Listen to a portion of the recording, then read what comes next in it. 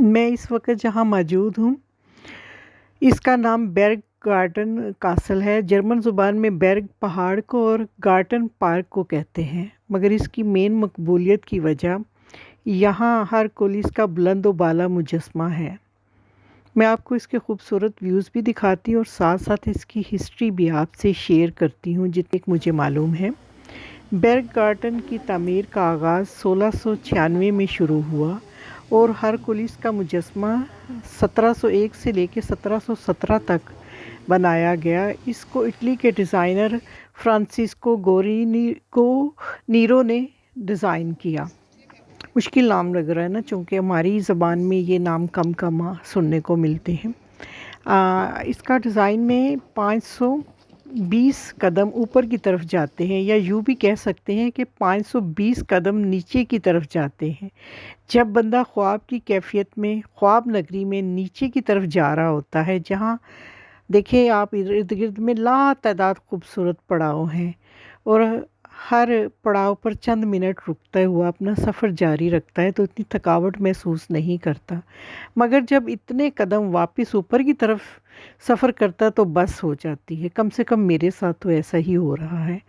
جرمنی میں اما باؤسٹیلے یعنی کہ ہر وقت مرمت کا کام جاری رہتا ہے، چاہے یہاں کی سڑکیں ہوں یا پھر یہاں کی یادگار مقامات ہو۔ یہ قوم مرمت اور اضافہ کرنے میں جی جان لگائی رکھتی ہے، اسی لیے تو اس کی بھی تعمیر نو پر تقریباً 24 ملین یورو سے زیادہ لاگت کا تخمینہ لگایا گیا، اور 2005 کے آخر میں مجسمے سمیت پوری یادگار کی تعمیر نو کا آغاز کیا گیا۔ ابتدائی طور پر یہ منصوبہ 2009 میں مکمل ہونا تھا، مگر بعد 2018 تک جاری رہنا تھا، مگر آج 3 اگست 2024 تک اس کی مرمت کا کام آپ دیکھ سکتے ہیں ابھی بھی جاری ہے۔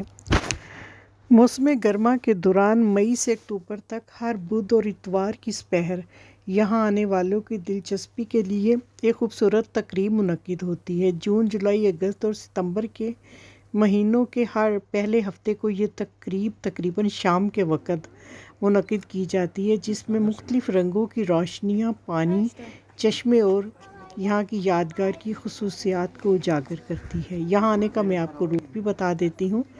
فرنکفورٹ سے کاسل جانے کے لیے فرنکفورٹ کے مین ریلوے اسٹیشن سے عموماً 14 نمبر پلیٹ فارم سے ٹرین نمبر RE98 اور RE30 سے سیدھے تقریباً 3 گھنٹے میں کاسل پہنچ سکتے ہیں۔